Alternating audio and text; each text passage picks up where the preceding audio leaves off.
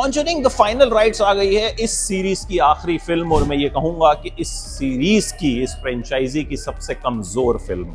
देखिए कहानी क्या है। एक पैरानॉर्मल एक्सपर्ट कपल है, उनकी बेटी पैदा होती है और बेटी मरी हुई पैदा होती है, लेकिन 1 मिनट बाद वो जिंदा हो जाती है। फिर वो लोग इस तरह के केसेस से एक दूरी बना लेते हैं। कई साल बाद पेंसिल्वेनिया में एक फैमिली है जहां 8 लोग रहते हैं। उनके साथ कुछ अजीब सी हरकतें हो रही हैं। उन्हें लगता है कि उनके घर में कोई है, और ये जो कपल है, पैरानॉर्मल एक्सपर्ट कपल है, इनकी बेटी बड़ी हो गई है और इनकी बेटी के साथ भी कुछ कुछ अजीब हरकतें होती हैं। फिर बेटी अपने बॉयफ्रेंड को इंट्रोड्यूस करवाती है, वो उससे शादी करना चाहती है।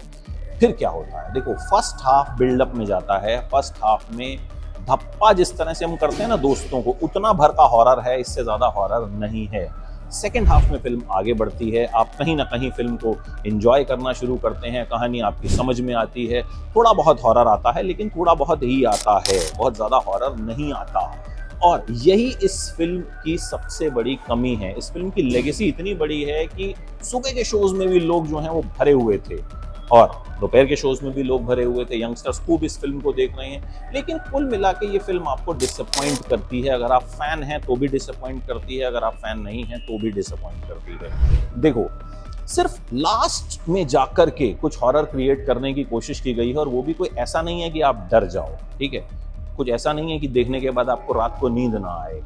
हाँ, अगर आप इस सीरीज के फैन हो तो कहीं ना कहीं आप इस सीरीज का आखिरी पार्ट जरूर देखना चाहोगे। लेकिन इस फिल्म ने मुझे सोचने पे मजबूर किया कि इस पार्ट को क्यों बनाया गया, पहले ही खत्म कर दिया जाता। सास बहू की तरह क्यों खींचा गया, जिस तरह सास बहू सीरियल्स को खींचा चला जाता है ना, लूप पे लूप आते हैं, उसी तरीके से मुझे लगा कि इस लास्ट इंस्टॉलमेंट को भी बस बना दिया गया कि चलो भाई आखिरी में थोड़े बहुत पैसे और कमा लेते हैं और आखिरी में हम एक हैप्पी एंडिंग कर देते हैं। मैं कह रहा हूँ हैप्पी एंडिंग से बढ़िया ये होता कि लोग इंतजार करते रहते कि हाँ कुछ नया आएगा।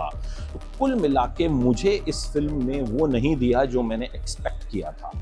मतलब हॉरर के नाम पर तो कुछ भी नहीं है, हॉरर बहुत कम है, ड्रामा बहुत ज्यादा है। देखो यहाँ ना लास्ट में ना सब हैप्पी गो करने की कोशिश की गई है, और मुझे लगता है कुछ एक सीन तो डाले जाने चाहिए थे जो एकदम हैरान कर देते। सिर्फ क्लाइमैक्स आता है, बट यार पूरी फिल्म देखने के बाद हम क्लाइमैक्स तक पहुंचते हैं, उसमें उतना मजा नहीं आता।